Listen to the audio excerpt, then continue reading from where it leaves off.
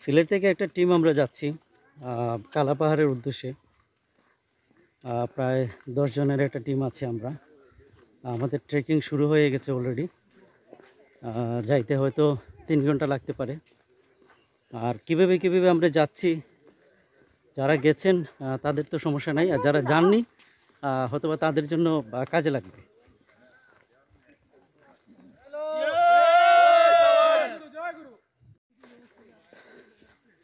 বেশ কিছু জায়গা আমরা চলে আসছি অলরেডি।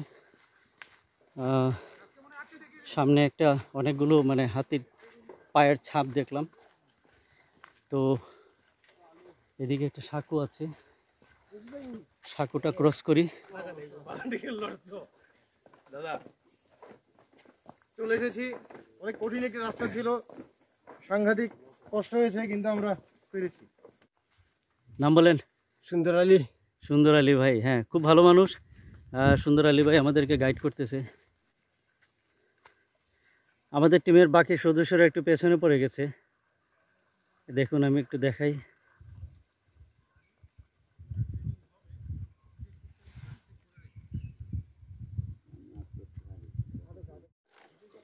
বাঁশের সাঁকো, এরকম সাঁকো হয়তো আমরা 15 থেকে 16টা পাবো। এই যে ছড়া,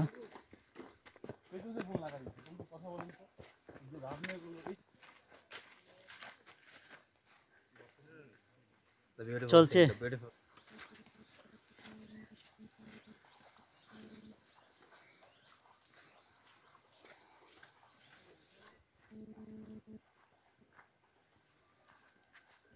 এই যে একটু দেখা যাচ্ছে, আপনাদেরকে আমি একটু দেখানোর চেষ্টা করতেছি। এই যে এই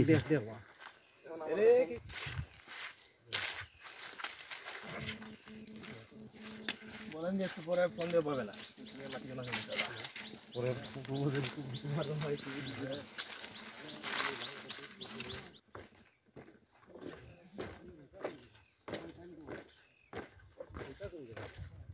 তো চলো আবার নাকি?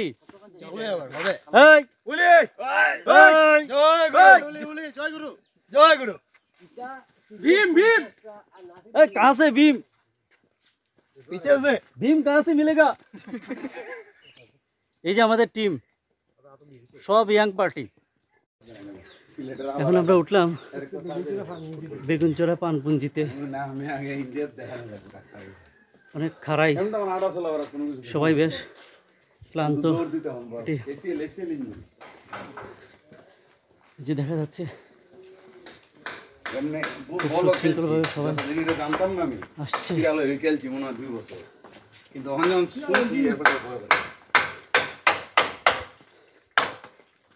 অনেক গোছানো ঘরগুলো।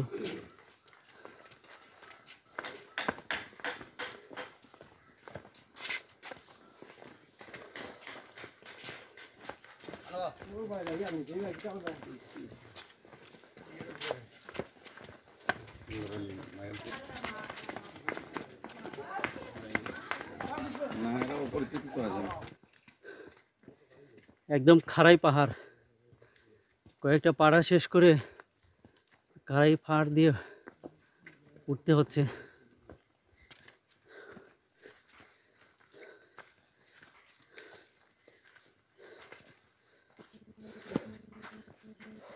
রৌদ্র না উঠলে চিন্তা করলো এই জায়গা চেন্নাই।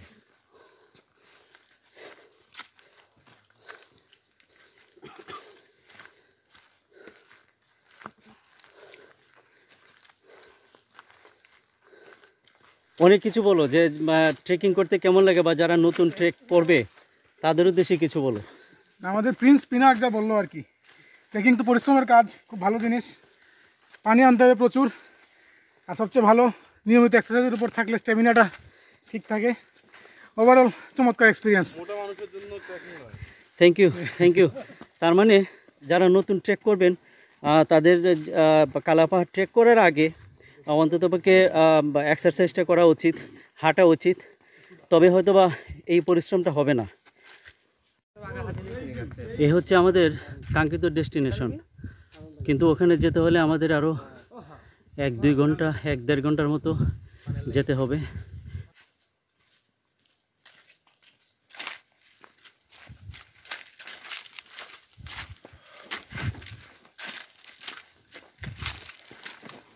কালাপাহাড় নাম ওঠার একটা রাস্তা আছে, আবার নামার আর একটা রাস্তা আছে। আমরা দুটো রাস্তা এনজয় করব।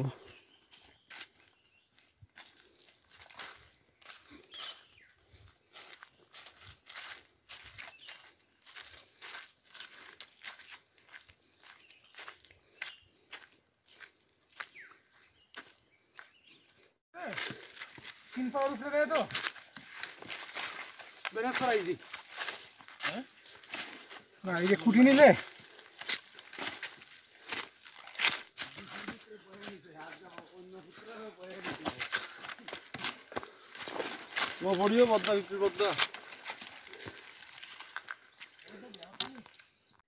খাড়া পাহাড়ে উঠতে হলে লাঠির সাপোর্টটা অনেক দরকার, তাই এখন থেকে লাঠি নিয়ে নিলাম, অনেকটা হেল্প পাবো।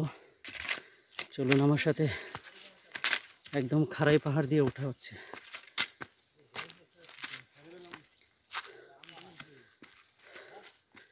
অনেক সময় এখানে বন্য প্রাণীও পাওয়া যায়।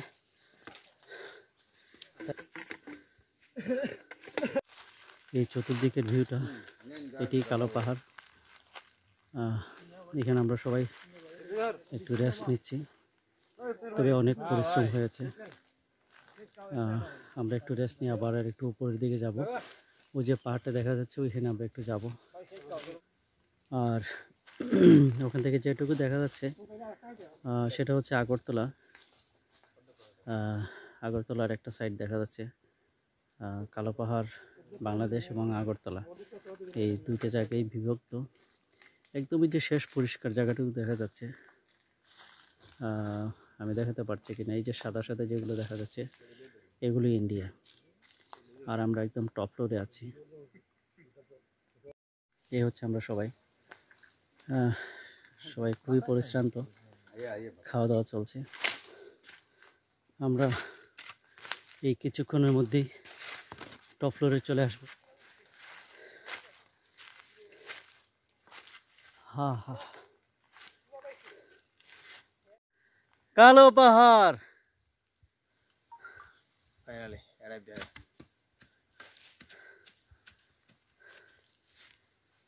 অনেক দিনের একটা ইচ্ছে ছিল যে কালো পাহাড়ে যাব। চলে আসছি। সহযাত্রী যারা আছে সবাই খুব মজা করতেছে।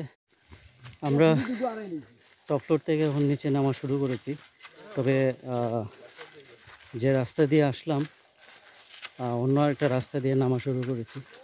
তবে এই রাস্তাটা অনেকটা ভয়ঙ্কর, তবে প্রকৃতি এমনভাবে সেজে আছে। প্রকৃতির সৌন্দর্য দেখতে হলে একটু কষ্ট করতেই হবে, আর সেই কষ্টটাই করে যাচ্ছি। এত সুন্দর প্রকৃতি।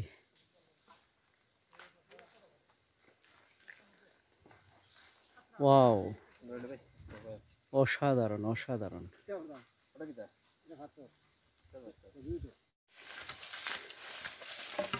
আমরা সবাই নামতেছি।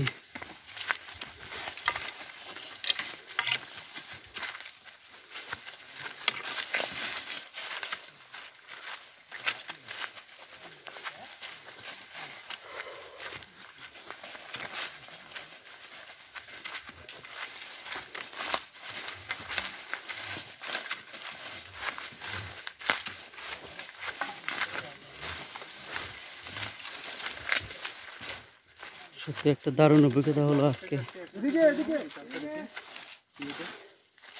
কালা পাহাড় থেকে নামতেছি, দারুণ অভিজ্ঞতা। তবে রাস্তা খুব ভয়ঙ্কর।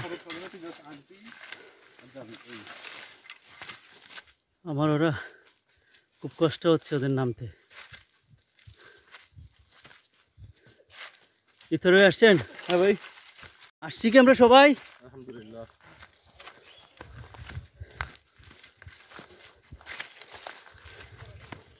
এখানে একটু দাঁড়াই, সামনে যাই, সামনে গিয়ে দাঁড়াই, একটু রেস্ট নেই।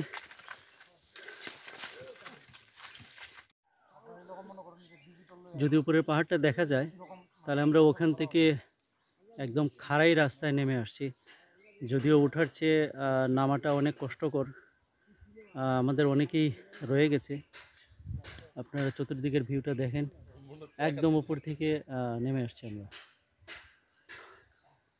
আমরা অনেকে আসছি, আর কিছু বাকি রয়ে গেছে, আসতেছে ওরা আস্তে আস্তে। কেউ কেউ এখানে এসে রেস্ট নিচ্ছে।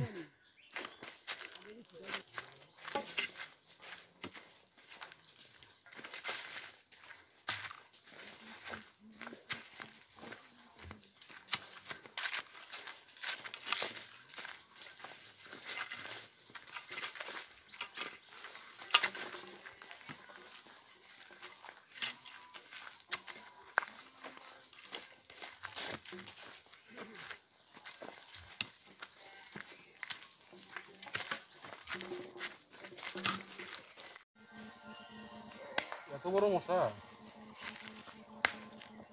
এই প্লেসগুলো সবসময় লম্বা করে ভিডিও করবা, তাহলে পরে খাটিয়ে ইয়ে করা লাগে।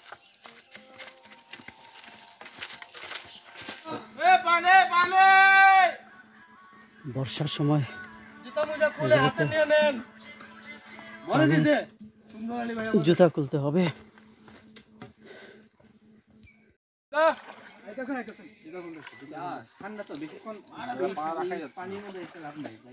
নালা অত্যন্ত পিছলে, পা একটু ফসকে গেলেই চিটপটাং।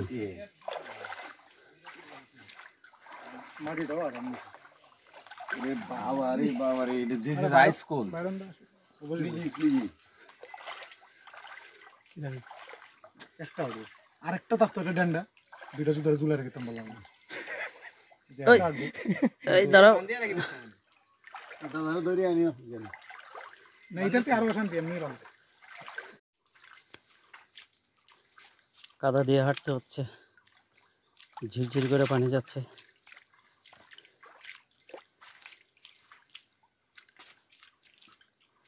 প্রচণ্ড ঠান্ডা পানি।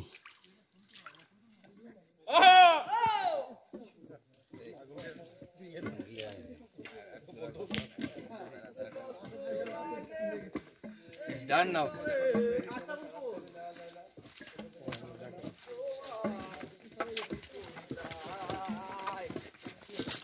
Hi.